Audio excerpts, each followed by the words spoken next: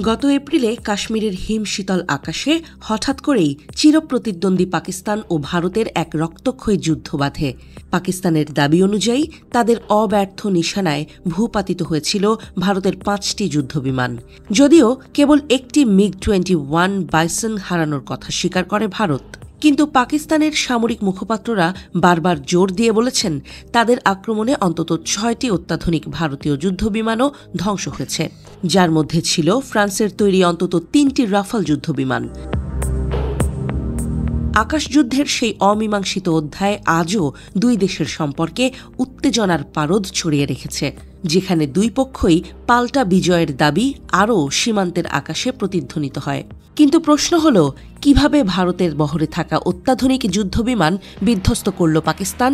বিদেশি প্রতিরক্ষা বিশেষজ্ঞদের মতে পাকিস্তানের কাছে ভারতের যুদ্ধবিমান হারানোর পেছনে মূল কারণ প্রযুক্তিগত ব্যর্থতা নয়, বরং কৌশলগত ভুলেই যুদ্ধবিমানগুলো খোয়াতে হয়। পাকিস্তানের প্রধান অস্ত্র সরবরাহকারী দেশ হচ্ছে চীন। বিপরীতে রাশিয়া ও পশ্চিমা দেশগুলো থেকে অস্ত্র আমদানি করে ভারত। প্রাথমিক প্রতিবেদনগুলোতে উল্লেখ করা হয়, যুদ্ধে পাকিস্তানের চীনের তৈরি J-10 যুদ্ধবিমান এবং আকাশ থেকে আকাশে উৎক্ষেপণযোগ্য PL-15 মিসাইলের শ্রেষ্ঠত্বই মূল পার্থক্য তৈরি করেছে। ভারত চীনা এসব অস্ত্রের সক্ষমতাকে যথাযথভাবে গুরুত্ব দেয়নি বলেও ধারণা করা হচ্ছে। পাশাপাশি চীন পাকিস্তানকে আগাম সতর্কবার্তা এবং রিয়েল টাইম টার্গেটিং তথ্য সরবরাহ করে সংঘর্ষের ভারসাম্য বদলে দিয়েছে বলেও মনে করছেন পর্যবেক্ষকরা। তবে যুদ্ধে পরবর্তী পর্যায়ে ভারতের সাফল্যকে বিবেচনায় নিলে বোঝা যায়, মূল সমস্যা হয়তো ছিল প্রথম রাতেই তাদের যুদ্ধবিমান ব্যবহারের পদ্ধতিতে। ইন্দোনেশিয়ায় নিযুক্ত ভারতের প্রতিরক্ষা সংযুক্তি ক্যাপ্টেন শিব কুমার বলেছিলেন, প্রথম দিনে কিছু বিমান হারানোর একমাত্র কারণ ছিল রাজনৈতিক নেতৃত্বের নির্দেশ, যাতে বিমান বাহিনী পাকিস্তানের বিমান প্রতিরক্ষা ব্যবস্থাকে আঘাত না করে কেবল জঙ্গি ঘাঁটি লক্ষ্য করে হামলা চালায়। তবে এই কৌশলে ভারতের বেশ ক্ষয়ক্ষতি হয়। এই ক্ষয়ক্ষতির পর আমরা কৌশল বদলাই এবং তাদের সামরিক স্থাপনাগুলোতে আঘাত হানতে শুরু করি।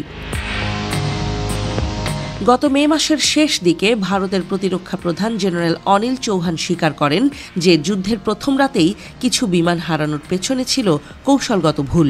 তবে 2 দিনের মাথায় এসব ভুল শুধরে নেওয়া হয় বলেও জানান তিনি। বিদেশি বিশ্লেষকদের মতে প্রথম দিনে ভারত তার রাফালে যুদ্ধবিমানগুলোতে দূরপাল্লার মেটিওর ক্ষেপণাস্ত্র ব্যবহার করেনি। সম্ভবত ভারতের ধারণা ছিল পাকিস্তানের প্রতিক্রিয়া সীমিত থাকবে বা তাদের যুদ্ধবিমানগুলো রাফালের নাগালের বাইরে থাকবে। আরেকটি মত হল, ভারতীয় যুদ্ধবিমানগুলোতে যথাযথ electronic jamming system, updated software বা উপযুক্ত তথ্য ছিল না, যার ফলে সেগুলো পাকিস্তানের আধুনিক অস্ত্র থেকে নিজেদের রক্ষা করতে পারেনি। তৃতীয় ব্যাখ্যা অনুযায়ী ভারত মিশন ডেটার অভাবে ভুগছিল।